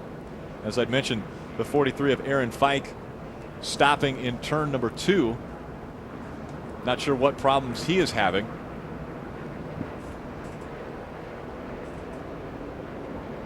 And you see Mike Bliss climbing out of the 20, talking to the safety crew. See the Hans device, the head and neck restraint system. That's the black thing right behind his helmet. It's a great innovation right there for safety for these drivers. Mandatory ambulance ride. He'll go to the care center in the infield, get checked out, make sure he's all right. And the track crew planning on getting the 20 off of the track. Bobby Hamilton Jr. out in front. Again, he's been leading since lap 75, dominating this race. Ron Hornaday just made the pass on Jason Leffler, trying to reel him in. We saw what a good pit stop did for Bobby Hamilton. He came in on the caution flag. His team got him out in the lead, and he hasn't been passed since. So this pit stop is going to be extremely critical. Kyle Busch, as good as he was early, has only been able to make his way back up to the 7th position. So the teams on pit road, it's their race right now. Behind the pace car, Bobby Hamilton Jr. went by the opening to pit road. It was closed. It's closed first time by when the caution comes out. Yeah, the 43 car of Aaron Fike is still on pit road, so on the access road prior to pit road. So I think they will probably leave, there he is right there, they will probably leave pit road closed until his car has been able to move out of the way, so these guys will have an unobstructed way into the pits. On the track, they will run 40 miles an hour. Pit road speed is 35 miles an hour. And we saw how important pit road speed is last night for or actually the night before last during the qualifying for the All-Star race. Yeah, they had a little bit different, a little unique format for qualifying. They were allowed to run 3 laps on the racetrack, and in between those 3 laps, they had to have a 4-tire change pit stop. But they had to beat a pit road speed by the time they got to pit road. They could exit as fast as they wanted to, but there were about 8 drivers that were penalized for speeding on pit road getting to their pits. That obviously is different here. 75 feet before the first pit stall is the line that they have to be going 35 miles an hour once they get into the pits. And they must also maintain that 35 miles an hour until they're 75 feet past the last pit, so that there's no speeding on pit road, making sure that all of the crews are safe. Casey Kane will be the recipient of the free pass once again. We've had 2 caution flags, 2 free passes, and Casey Kane got them both times. But here they come. All your leaders coming down pit road, and let's go down to Mark Garrow. Bobby Hamilton Jr.'s crew is now on top of the wall right now. They desperately need a stop like they had the last time, 14 and change. They'd like to do it again. Here's Bobby bringing that car, and he slides it into the box perfectly right on line. And now they go to work on the right-hand side. The car is basically perfect. They're going to make a little adjustment, however, just to change the racetrack a little bit. Not much of an adjustment, just a small one. They've gone to the left side now. Again, this stop looks very quick for Bobby Hamilton. He's down and away, 15.8. Let's go to Glenn Jarrett.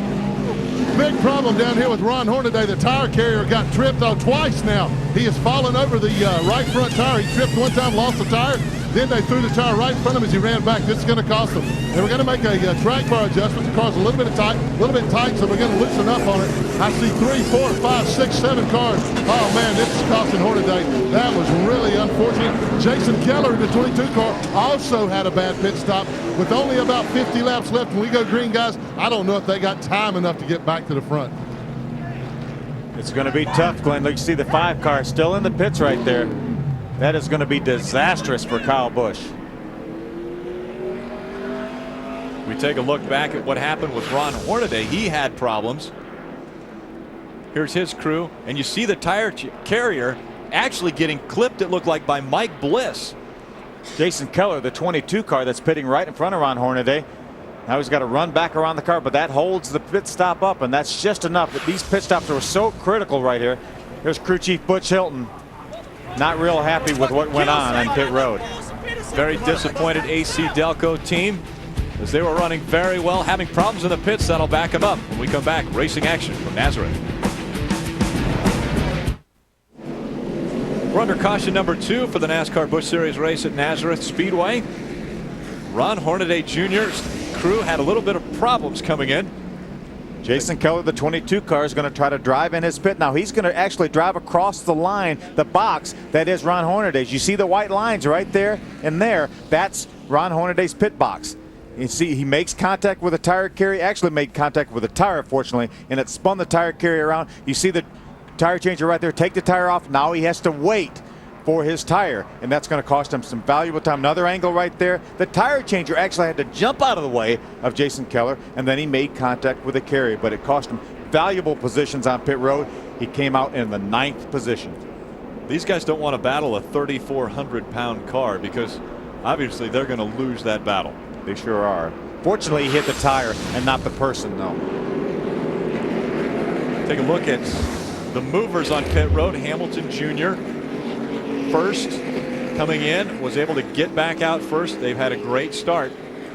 How about Martin Truex? Came in 6th, out 2nd. David Green in 9th, out 3rd. Great pit work by those guys. Here comes the field. Bobby Hamilton Jr. takes the green. We're back to racing at Nazareth.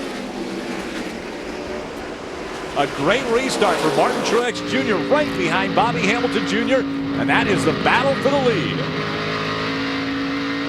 Bobby was able to get on the throttle in the center of turn number 2 a little bit quicker than Martin. That allowed him to open up about a car length lead. A couple car lengths, actually.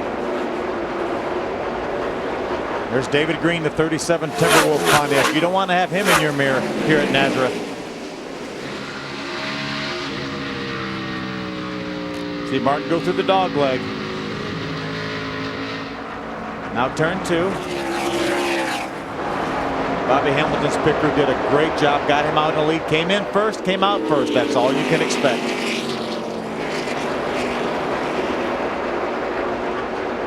Here's a guy who had a rough pit stop. Kyle Busch in that number 5. Glenn, what happened?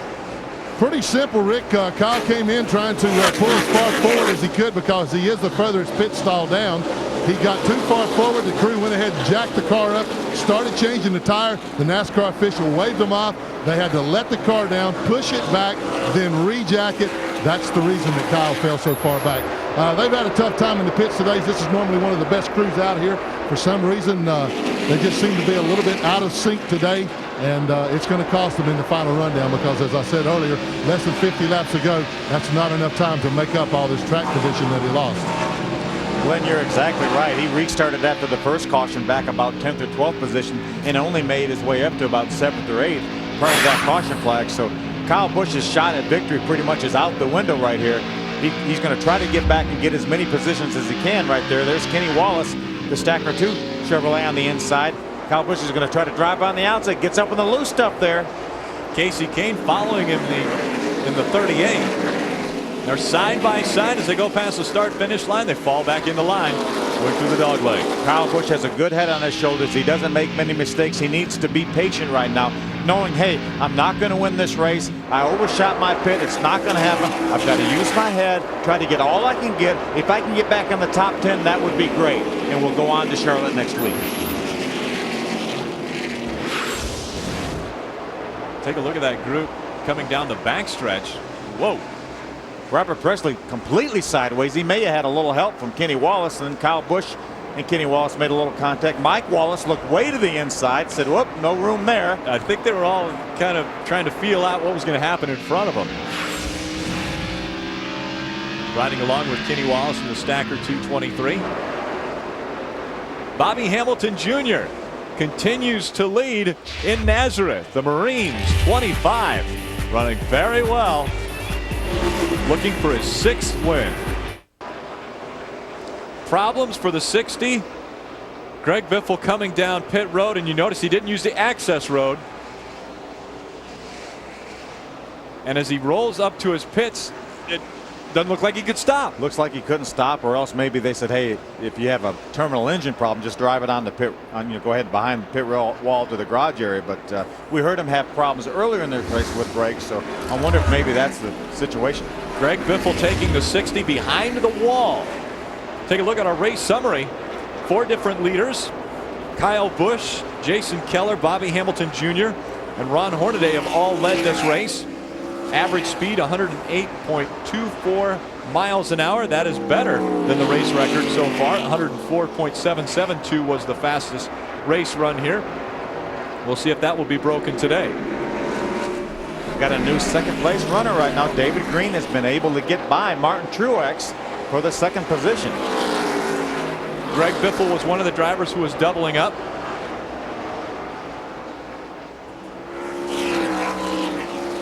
See Bobby Hamilton lead the cars down the backstretch. There's a good shot of the Bushwhackers. Michael Waltrip currently in 9th position, so he's moved up. We mentioned earlier that he had to qualify at the back, or he had to start at the back because of qualifying. Hadn't seen the racetrack in 12 years.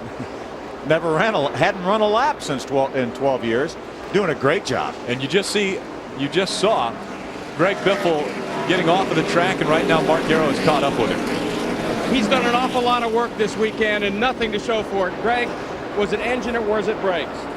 No, it was the oil pump belt. Looks like come off. I saw the guys moving the pulley back and forth a couple times this weekend. Not sure what happened there, but just seems like can't get a break. You know, just another week. Roush Racing. I'm just not having good luck right now, so I feel bad. You know, these guys are building me pretty good cars, and everybody's working hard. We just got to get to where we can finish races, and we'll be able to win some of them. Tough break for Greg Biffle. Well, that's his 4th DNF this season. Yeah, he said, you mentioned the oil pump belt came off, so that's essentially an engine problem. Right. When the oil pump belt comes off, these are external oil pumps. That's what circulates the oil through these engines. When the belt comes off, obviously you're not circulating any more oil, and the engine is not going to last very long that way. He may have been able to catch that by looking at the oil pressure gauge and maybe not done a whole lot of damage to the engine, but you cannot continue no matter what. 31 laps of racing remaining, and Bobby Hamilton Jr., the man to beat. David Green has moved into second ahead of Martin Truex Jr.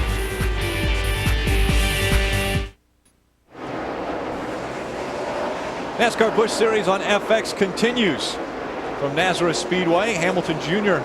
out in front of David Green at Timberworth 37, able to get by the 8 of Martin Truex Jr. Take a look at how Martin Truex lost second position. That's the 39 of Andy Poundstein. It slowed Martin enough down getting into turn number 3 that allowed David Green to close on him. Watch him. He's going to drive by on the inside. Martin realized he was there. No sense going in. Turn number 1, the dogleg on the outside. And that's how David Green took over the second position. Now, Martin Truex is just as good as David Green, but right now, David Green has the position. Very difficult to pass on this track. We saw the fact that most of our leaders have been able to put some distance between themselves and second place. Currently, just under 2 seconds difference between Bobby Hamilton Jr. and David Green. That's been them trying to negotiate through lapped cars. There's a couple of reasons for that. Number one, you get the benefit of the flag man. He's going to give these other drivers, the slower cars, the lap cars, the move over flag. Now he's going to give the move over flag for the cars in front of David Green too. But when the guys look in the mirror and they see the leader coming and they know he's the leader, they have a tendency to get out of the way a little bit quicker than they do for some of the other guys. So that's one of the advantages. Plus he has clean racetrack. He's got clean air right now. David Green's got to concern himself with not making any mistakes, allowing Martin Truex to either get up on the inside of him or on the outside of him. So he has to watch his mirror. Right now, Bobby Hamilton doesn't have to watch his mirror. He knows he's got almost a 2-second lead. He's got clean racetrack. Everything going his way. His pit stops have been flawless. He said, hey, let's run this race to the end. Please no more caution flags, and let's get this thing done. Bobby Hamilton Jr. took over the race lead on lap 75. During our last pit stop, gave up 1 lap of the lead to Ron Hornaday, but took it right back. And so Bobby Hamilton Jr. has been leading predominantly this whole race. Do you know why Ron Hornaday led that 1 lap? He actually led that lap on pit road because Bobby Hamilton's pit selection was way before the start-finish line. He came in as the leader. He stopped. Ron Hornaday's pit stall was way beyond the start-finish line, so he actually led that lap under caution on pit road. But it's still 5 points. David Stremme has moved the trim spot 32 up to 4th position. Great battle right here. Michael Waltrip and Ron Hornaday. That was a good battle for the 8th position. Michael has it and Ron wants it. Aaron's Dream Machine number 99 of Michael Waltrip just in front of the AC Delco number 2. 12 years since Michael Waltrip has driven on this track, and just a year ago Ron Hornaday won on this track. That's just what kind of talent you have, Michael Waltrip. What a good race car driver. Again, hasn't been here in 12 years, never made a lap of practice. It was in Charlotte for the last 2 or 3 days, and here he is. Shane Beal did a great job qualifying and setting up his car, and he's driven it into the top 10. Inside of 20 laps remain at Nazareth for the final race. Hamilton Jr. is out in front.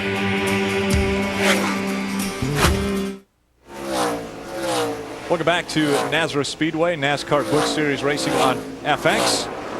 If the race were to end right now, Martin Truex Jr. would be your points leader. We went away to commercial. Martin was running third. Second was David Green, and not anymore. See Martin try to drive on the inside of him through turn number 2 there. David sees him there. He's on the outside. Martin gets the power down off turn number 2, beats him down the long backstretch downhill into the hard braking turn number 3. Martin's actually gaining on our leader, Bobby Hamilton. He's down to about a second and a half behind. He was about 2.5 seconds about 3 laps ago. Bobby got caught up in a little bit of traffic. Now Martin may go through that same traffic and may have to open that lead up again for Bobby Hamilton. But Martin Truex has a great car. There he is. What an advantage to catch a car on the straightaway like he just did. That's where you want to catch these cars and pass them, on the straightaway. Martin Truex Jr. has been running 0.2 of a second faster per lap than Bobby Hamilton Jr. with only 11 to go. He's got enough time to catch it. With more on David Green, Mark Garrow. His crew chief, Jason Radcliffe, decided to go for the home run on that last pit stop. He'd been tight all day, so they made a dramatic change to loosen the car up. Well, guess what? They went too far. When that run started, David thought, hey, I've got something good enough to win. As a matter of fact, he came over the radio and said, I think I can win this thing. But the longer they went, the looser it got, and now all he can do is watch the 2 front cars drive away. Battle for 4th position here. Jason Keller just in front of David Stremme. I think that was a pass. I think Jason was running in the 5th position behind David Stremme and was able to get by and move up into the 4th position. Glenn? Well, you're exactly right, Phil. Jason has been consistently the quickest car out there, and the second quickest has been David Stremme. Stremme started back in 13th position. He quickly moved into the top 10 and has been there most of the day. They made a slight adjustment on the car on that last pit stop. He hasn't said a word since then. And as I said, the car has been really, really fast. The only problem is Jason Keller was just a little quicker, took the position away. But nevertheless, a great run for David Stremme. Looks like he's going to get a top 5. Let's take a look at that pass. Jason Keller in the 22. You see Stremme getting a little bit loose. Got real loose there. Had to get out of the throttle to catch the back end of the car. Allowed Jason to drive right by him, beat him down in the turn number 1. And now he's opened up a little bit of space on David Stremme. But I'm telling you, we've got going to have a battle for a lead here pretty soon. A great battle. There you see our leaders, Rick. Nobody in between Bobby Hamilton Jr. and Martin Truex Jr. And Martin Truex Jr. has been running consistently faster laps than Bobby Hamilton Jr. Look at the race average, 110 miles an hour today. Our record was 104. If we go caution-free the rest of the race, it's going to obliterate that old race record. Now, who will take it? Will it be Bobby Hamilton Jr. or will it be Martin Truex Jr.? Well, that I don't know. We're going to have to wait and find out. Well, there's 7 laps to go. Let's find out. Martin's definitely coming. He's closed down the inside of 0.7 of a second, or about 5 car lengths. Bobby Hamilton Jr. just in front of Martin Truex Jr. 6 laps to go. Martin was about 0.13 of a second faster that lap than Bobby Hamilton, so got a lot of traffic. You saw about 4 cars these drivers will catch in about a lap or 2, so traffic could play a role in the outcome of this race. The Marines team watching anxiously. They see the gap that their driver has lost to Martin Truex Jr. 5 laps to go. There's an interesting observer, Martin Truex Sr., watching his son try to run down Bobby Hamilton Jr. Remember, getting to him is one thing. This is a very difficult racetrack to pass on, so getting by him could be something else.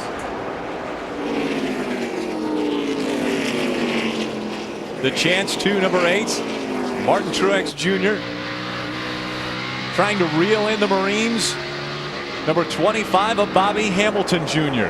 You saw how rough the racetrack was right up against the wall. Martin was as far up as he could get to try to get a good angle into the dogleg. Gained about 2 car lengths, it looks like. That time by, they ran almost identical lap times. And so Bobby Hamilton Jr. looks as though he's getting up on the wheel with 3 laps of racing to go. Have not quite caught those slow cars. Actually, lap car. Jeff Purvis is one of those cars. He's the last car on the lead lap. Currently running in the 17th position.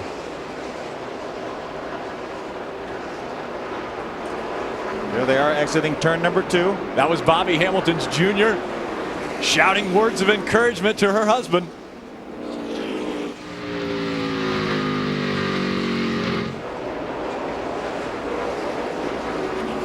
Martin got a great run off that corner there, but so did Bobby. 2 laps to go.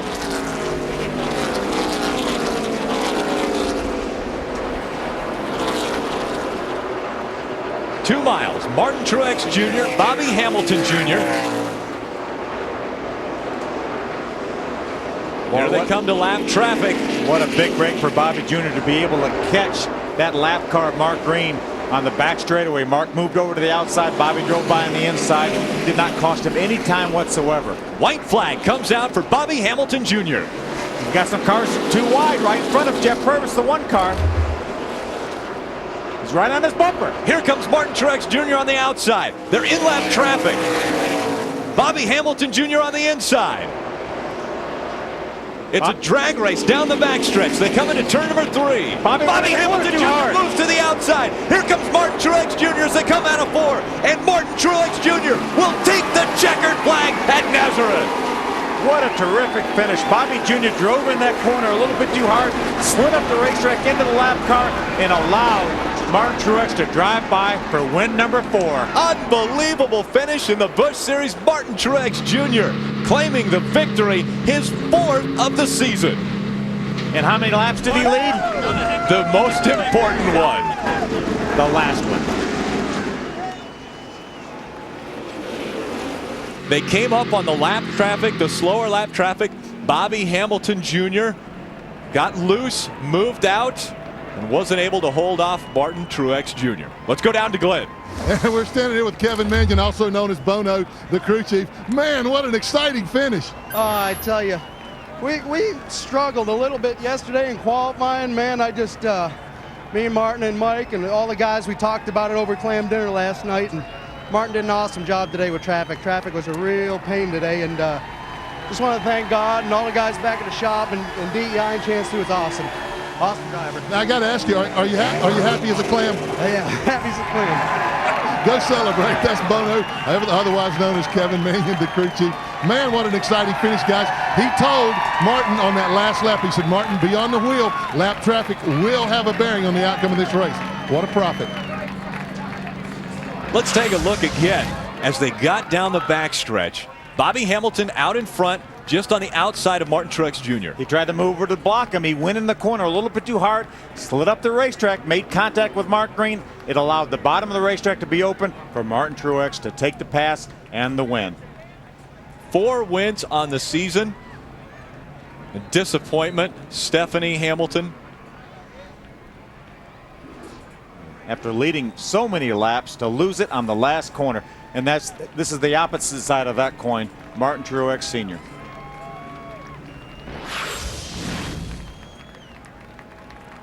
The Taco Bell number 8 will be making its way to victory lane. We will be back to show you the trophy presentation. Nazareth Speedway.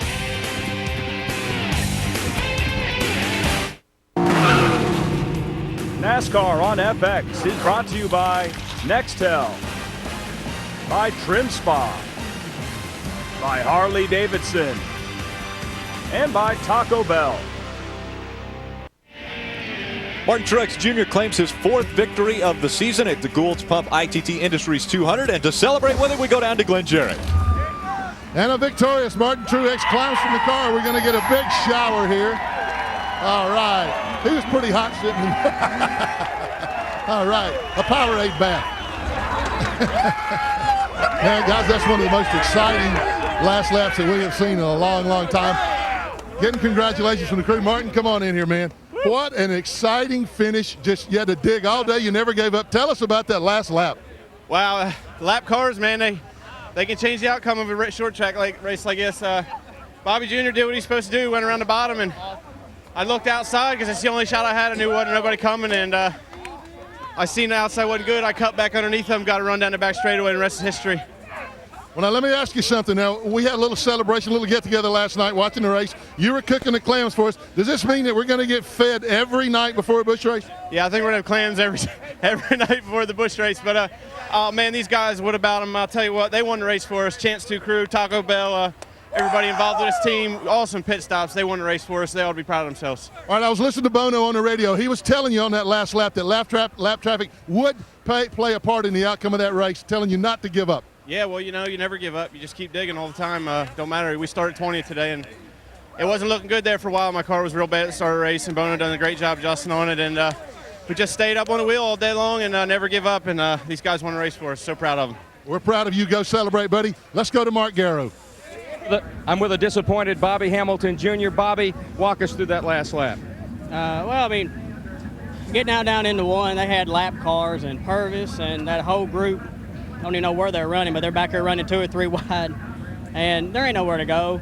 And the air is so important here. I got behind all that junk, and then, you know, I couldn't get in the gas. And then the 8, he was far enough behind me, he could get in there and get turned, rotated, and go. And he just, and down through there, once again, lap traffic. I mean, I fired it there because he was on the inside of me, but, you know, it's like, man, it's kind of hard to believe you got a 200-lap race, and first 15 laps you're lapping people at a place like this, but.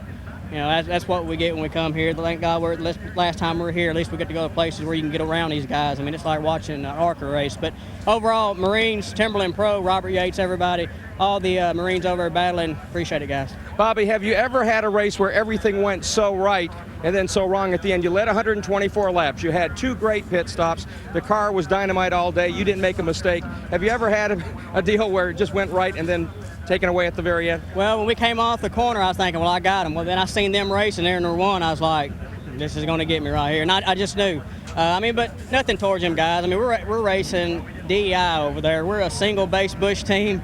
We don't have no teammates. We don't have no kind of cup ties. We don't have the experience that the guys got. But it's funny. We just keep on digging. We wind up outrunning about every week. So, I mean, we're coming back up through our point. A lot of people counted this out. But as you can see today, we're for real. Back upstairs. Let's take a look at that dramatic finish. This is down the backstretch. Martin, he had a little bit of a run on him coming in the corner, coming down the backstretch. Bobby said, hey, I've got to beat him with that corner. When he did, he went in there a little bit too hard. I said earlier that was Mark Green. It's actually Andy Ponstein, the lap car that Bobby made contact with, but it allowed the bottom of the racetrack to be completely open for Martin. All he had to do was turn left and jump in the throttle. Another look at that pass as they tried to come down the backstretch. And you see Martin Truex Jr. looking for the optimal line. And it looks as though Bobby Hamilton just tried a little too hard. Well, he got in the corner too hard. He really started back in turn number 2. He got seized up a little bit by a lap car. That allowed Martin to have a little bit of a run on him. So that's why Martin was able to, watch this now. See, he's seized up by these lap cars running side by side. Now Martin's going to get in the throttle. Bobby has to wait for that to clear that car. He's going to try to move to the inside. Actually had a little run. Bobby pulls over to block him. Bobby drives in the corner a little too hard. Can't quite stay on the bottom of the racetrack. Slides up, opens the door for Martin. Martin Truex Jr. goes across the start-finish line with a checkered flag flying. We had mentioned 124 laps led by Bobby Hamilton Jr. Martin Truex Jr. led 1 lap, and it was the most important. Standing by with David Green is Mark Garrow. Outstanding day for David. 17th, you start, you finish 3rd. Although I know after that pit stop I heard you come over the radio, I think I can win this thing. It didn't turn out that way, did it? Well, my car was good. We were faster than the other guys leading the race, but I was too loose. And my guys made big adjustments. And what about my pit crew? They were awesome. Before I forget, after thanking my Timberwolf team for another great job, is my daughter. Happy birthday, Kaylee Ray. Hope you enjoyed the race. But my guys did exactly what we had to do all day. We had to keep up with the track. It got me a little bit too loose. And they said, drive like a big boy. So It wore me out the last 20, but our car was fast, and I wish I'd been a little bit closer. But Martin was fast, and his car was good, and I didn't want to hold him up, so figured they might wreck, which they almost did, but still a good point day for us. I was just going to say, David, if you don't win, you want to come home with a bucket full of points if you're running for the championship, and you did that today. Absolutely, and when you start 17th, and we just about spun out qualifying. I had a better car than that, but you have to be patient, and you can't get too greedy, and that's one thing Bobby the Bonnie, my old buddy, taught me. You got to be patient, got to be there at the end before you can win one, and with a team like Bruco and this Timberwolf team with Jason Radcliffe, all I got to do is use my head and be there, and they'll give me a good fast car. Well, great run, David. Thank you. Let's go over to Glenn Jarrett. He's standing by with another guy who's been known for his patience as well.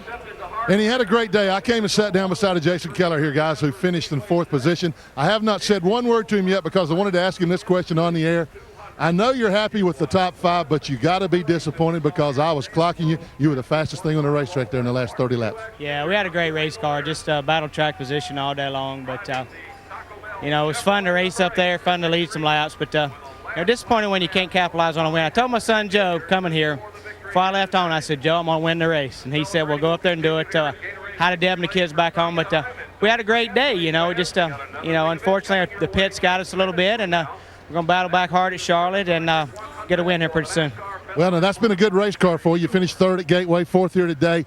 But one thing that looks really good, your relationship with your new crew chief, Westward, you guys are really on a roll right now. You seem to have figured things out. Oh, it's coming around. You know, I knew these 3 short tracks would come in handy, and our communication's just getting better and better every week. Wes has done a great job all year long, but, you know, he can't he's now learning what I want out of a race car. So we're getting all of our effort pointed in the right direction, and you know, Miller High Life was associate today, and Airplus Insoles, Bear Creek, and we got a lot of people involved forward, and just a great day. I just you don't get a chance to win these races often, and unfortunately we weren't able to capitalize today, but we battled back for a decent finish anyway. Well, guys, that was happiness tempered with a little bit of disappointment, just like I thought. Jason Keller, one of 5 different drivers to lead this race. He led 19 laps. Martin Truex Jr. led the most important lap, the last one. Fastest lap at Nazareth.